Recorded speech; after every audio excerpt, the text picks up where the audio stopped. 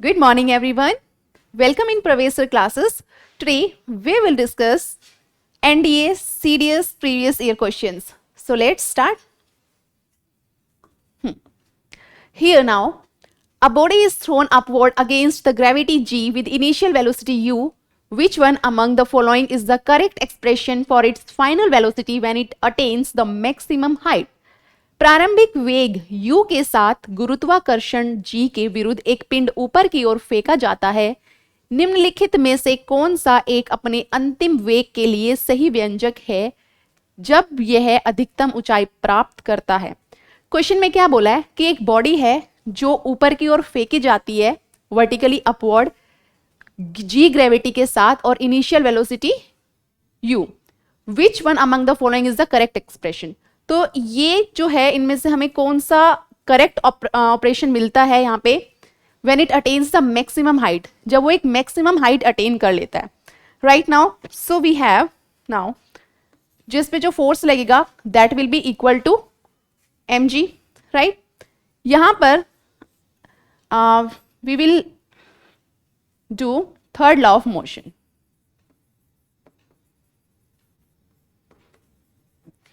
अब जब वो एक मैक्सिमम हाइट अटेन कर लेता है, वो एक्सप्रेशन हमें दे, जब वो मैक्सिमम हाइट अटेन करता है तो यहां पे u की वैल्यू क्या हो जाती है? 0। थर्ड लॉ ऑफ मोशन क्या कहता है? v square is equal to u square plus 2gh। Right, यहां पे जो हम a लगाते लेकिन यहां पे g लगेगा क्योंकि वो किसकी बात कर रहा है? एक्सेलरेशन ड्यू टू ग्रेविटी की। नेक्स्ट, अब देखो यहाँ पे क्या एक्सप्रेशन बनता है, u की वैल्यू क्या है? 0। v square is equal to, इस क्वेश्चन में जो मेन है वो यही है आपका कि जो u होगा वो 0 होगा, यानी जब कोई भी बॉडी एक मैक्सिमम हाइट पर पहुंचती है तो वहां पर u की वैल्यू क्या हो जाती है? 0 हो जाती है। So here u is equals to 0 plus 2gh। Right, अब यहाँ पे स्क्वायर की वैल्यू हटाएंगे तो रूट लग जाएगा, तो we will get now under root 2gh। अब हम इसमें देखेंगे क्या ऐसा कोई एक्सप्रेशन हमें दिख रहा है ऑप्शंस में? Is there any? No. So what will be the answer? D, none of these. Now next, here now, if an object undergoes a uniform circular motion then its, यदि कोई वस्तु एक समान वृत्तीय गति से गुजरती है तो उसकी क्या होगा? इसमें एक्सेलरेशन रिमेन्स कांस्टेंट, त्वरण स्थिर रहता है, वेलोसिटी चेंजेस या वेग में परिवर्तन आते हैं, स्पीड चेंजेस या गति में कोई परिवर्तन आता है, वेलोसिटी रिमेन्स कांस्टेंट या वेग स्थिर रहता है। सबसे पहले हमें सर्कुलर मोशन का कंसेप्ट समझना है। यहाँ पे look at here all of you, this is a circle. अगर आप किसी पत्थर को एक थ्रेड से टाई करते हो, बांधते हो और उसको ऐसे गोल गोल घुमाते हो, राइट, अब आप उसको घुमा रहे हो तो वो कैसे घूमेगा? एक सर्कल में घूमेगा। ओके, अब जब वो एक सर्कल में घूमेगा तो वहां पे क्या क्या चीजें फॉलो करेंगी? सी हियर, उसकी एक स्पीड होगी, राइट, आप धीरे धीरे घुमा रहे होंगे, तेज तेज घुमा रहे होंगे, पर्टिकुलर एक स्पीड में आप घुमा रहे होंगे। अब आप ये देखिए, जब हम एक किसी भी बॉडी को जब हम एक सर्कुलर मोशन में रोटेट कराते हैं वो एक डायरेक्शन में भी तो घूमेगा। अब देखो वो हर एक डायरेक्शन में घूम रहा है। यहां पे इसकी डायरेक्शन अलग है, इस पॉइंट पे इसकी डायरेक्शन अलग है, देख रहे हो आप? हर एक पॉइंट पे उसकी जो डायरेक्शन है वो अलग होगी। इस पॉइंट पर उसकी डायरेक्शन अलग है, इस पॉइंट पर डायरेक्शन अलग है, इस पॉइंट पर अलग, इस पॉइंट पर अलग, इस पॉइंट पर अलग। अब हम यहाँ पे तीन चीजों की बात करते हैं। एक है acceleration, velocity and speed. Acceleration क्या होता है? चेंज इन वेलोसिटी अपॉन में टाइम पीरियड, ये तो चेंज इन वेलोसिटी हो गया। वेलोसिटी क्या होता है? वेलोसिटी जो होती है वो एक इसमें हम डायरेक्शन और मैग्नीट्यूड दोनों चीजें कंसिडर करते हैं, यानी जिसका एक मैग्नीट्यूड भी होता है और डायरेक्शन भी होता है। लेकिन जब हम स्पीड की बात करते हैं here we will consider only the magnitude. अभी आप यहाँ पे देख सकते हैं, जब आप एक पत्थर को गोल गोल घुमाते हो तो वो उसकी डायरेक्शन भी चेंज हो रही है, राइट? अगर डायरेक्शन चेंज हो रही है so what we have to consider here, हम यहाँ पे क्या कंसिडर करें? Obviously velocity. तो यहाँ पे चार ऑप्शन दिया है कि acceleration remains constant, no, never, acceleration constant होगा तो नहीं होगा, वेलोसिटी चेंजेस, स्पीड चेंज, नहीं, स्पीड तो सेम ही रहेगी ना ऑब्वियसली। अब ऐसा तो नहीं कि यहाँ पे उसकी स्पीड अलग होगी, यहाँ पे अलग होगी। अगर उसकी स्पीड अलग होगी तो वो तो गिर जाएगा नीचे, अगर स्पीड कम होगी, राइट। वेलोसिटी रिमेन्स कांस्टेंट, हर पॉइंट पे जो वेलोसिटी है वो अलग होगी। सपोज अगर आप कहीं बाइक लेके जा रहे हो, एक स्ट्रेट रोड है, अगर आपको मुड़ना होता है तो वहां पे आप थोड़ा सा क्या करते हो, ब्रेक लगाते हो, उसी स्पीड पे तो आप मुड़ना बहुत मुश्किल होता है। तो वहां पर देखो वेलोसिटी में क्या आ जाता है, चेंज आ जाता है। तो हर एक डायरेक्शन से हमें इस क्वेश्चन में क्या मिल रहा है कि velocity changes. So this is the correct answer, right. Now next, here gravitational force shares a common feature with electromagnetic force. In both cases the forces are, गुरुत्वाकर्षण बल विद्युत चुंबकीय बल के साथ एक सामान्य विशेषता साझा करता है। दोनों ही मामलों में क्या होगा, between massive and neutral object, भारी और तटस्थ वस्तु के बीच, बिटवीन चार्ज्ड ऑब्जेक्ट, आवेशित वस्तु के बीच, शॉर्ट रेंज और लॉन्ग रेंज। हमारे पास यहाँ पे 4 फंडामेंटल फोर्सेस होते हैं। अब यहाँ पे फोर्सेस की बात की हुई है, electromagnetic force and gravitational force. So first of all we should know about force. तो पहले हम 4 फंडामेंटल फोर्स देख लेते हैं।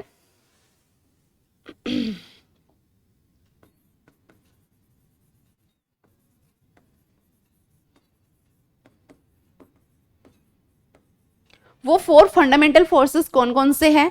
नंबर 1 ग्रेविटेशनल फोर्स,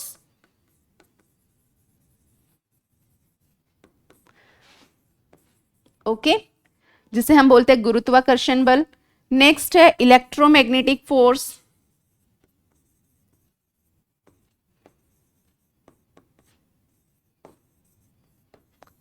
ओके, चुंबकीय बल। नेक्स्ट स्ट्रॉन्ग फोर्स,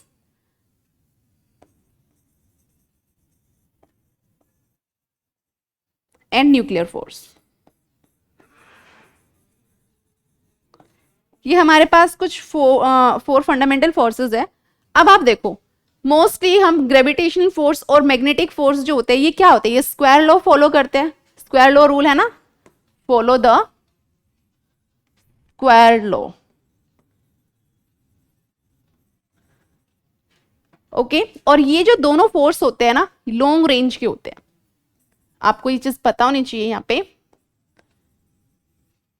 ये जो दोनों फोर्स होते हैं इनकी जो होती है वो शॉर्ट रेंज होती है। अब देखो क्वेश्चन में क्या पूछा है, क्वेश्चन में पूछा है कि gravitational force shares a common feature with electromagnetic force. तो दोनों फोर्स में, इन केसेस में जो फोर्सेस होंगे वो क्या होंगे, between massive and neutral object, no. Between charged object, no, इसमें तो सिर्फ एक सिंगल लगेंगे। शॉर्ट रेंज, नहीं, इसमें तो ये दोनों फोर्स आते हैं, तो ये तो हम ऑब्वियसली दोनों फोर्स कंसिडर ही नहीं कर सकते इसमें। अब हम क्या कंसिडर करें, लॉन्ग रेंज, है ना। अभी हमने बात करी कि जो ग्रेविटेशनल और इलेक्ट्रोमैग्नेटिक फोर्स होते हैं follow the square law and they are long range. तो what will be the answer here, long range. This is the correct answer. Okay, now next. Here a body is thrown vertically upward and then falls back on the ground. Its potential energy is maximum. Again that the same thing. अगर एक body को ऊपर की तरफ फेंका जाता है तो उसकी जो पोटेंशियल एनर्जी होगी वो कब होगी, जो उसकी जो पोटेंशियल एनर्जी होगी वो मैक्सिमम होगी, वो किस पॉइंट पर मैक्सिमम होगी, ओके। आपको यहाँ पे कुछ ऑप्शंस दिए हुए हैं, so let's see all these. On the ground, जमीन पर, एट द मैक्सिमम हाइट, अधिक ऊंचाई पर, ड्यूरिंग द रिटर्न जर्नी, जब वो पत्थर आप जो फेंक रहे हो वो नीचे आ रहा है, या कोई भी body, both on the ground and the maximum height, या दोनों पर मैक्सिमम होगी। अब आप देखो, अगर आप किसी भी पत्थर को ऊपर की तरफ फेंकते हो तो ऑब्वियसली उसको नीचे तो आना ही है, राइट, ग्रेविटेशनल फोर्स। तो अगर ये सपोज आप कोई भी पत्थर ऊपर फेंकते हो, एक पॉइंट वहां ऐसा होगा कि उस पॉइंट पर वो कुछ मिनी सेकंड्स के लिए, बहुत मिनी सेकंड्स के लिए वो वहां पर रुकेगा और फर्दर वो क्या आएगा, नीचे आएगा, राइट। तो वो इस पॉइंट पर, यानी वो मैक्सिमम पॉइंट, राइट, ये मैक्सिमम पॉइंट जहां पर वो पत्थर उस पॉइंट जब नीचे आएगा वहां पर मैक्सिमम पोटेंशियल एनर्जी स्टोर करेगा। देखो टोटल एनर्जी जो होती है that is kinetic energy plus potential energy. यानी अगर कोई भी बॉडी मूव कर रही है तो उसमें काइनेटिक एनर्जी भी है और पोटेंशियल एनर्जी भी है। अब जो पत्थर है, कोई भी बॉडी आप ऊपर की तरफ फेंकते हो, so it consider both kinetic energy and potential energy. तो यहाँ पे हमें यही बोला है कि इस स्थिति ऊर्जा अधिकतम होती है, यानी पोटेंशियल एनर्जी मैक्सिमम कब होती है? So that is with maximum height, क्योंकि यहीं पर आपकी जो काइनेटिक एनर्जी होती है वो कम होती है, तो ऑब्वियसली क्या मैक्सिमम होगी?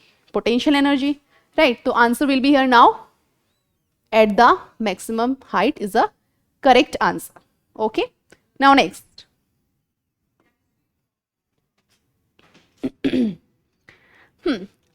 Power required by a mass of 30 kg to run up a staircase of 40 steps in 10 seconds is height of each step is 15 centimeter. Take g is equal to 10 meter per second. Okay, देखते हैं हिंदी में।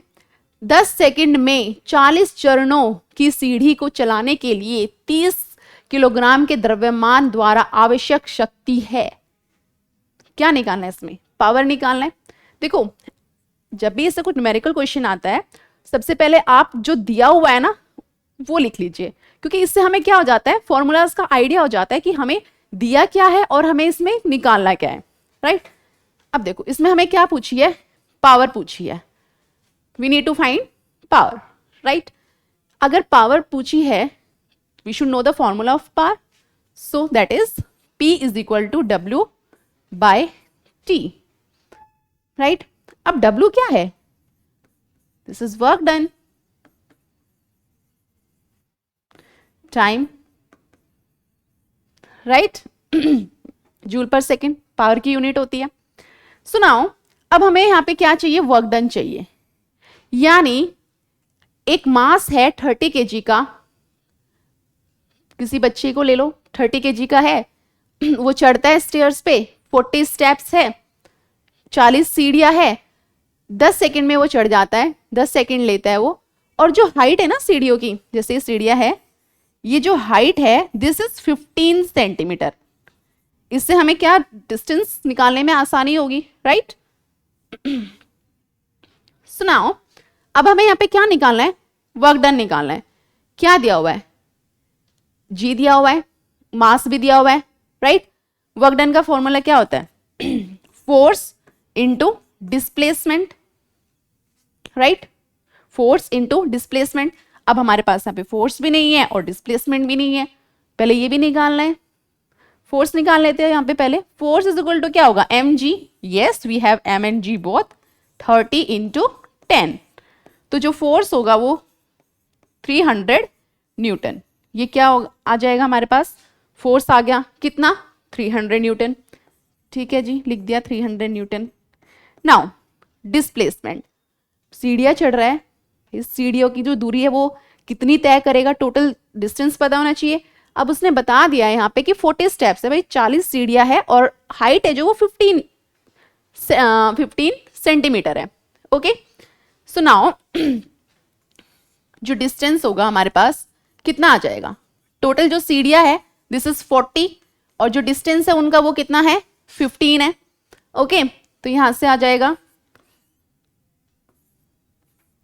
600 centimetre, क्योंकि हमें यहाँ पे जो जी है वो मीटर पर सेकंड स्क्वायर में दिया हुआ है और जो मास है वो भी केजी में दिया हुआ है। सो कन्वर्ट करना पड़ेगा इसको मीटर में।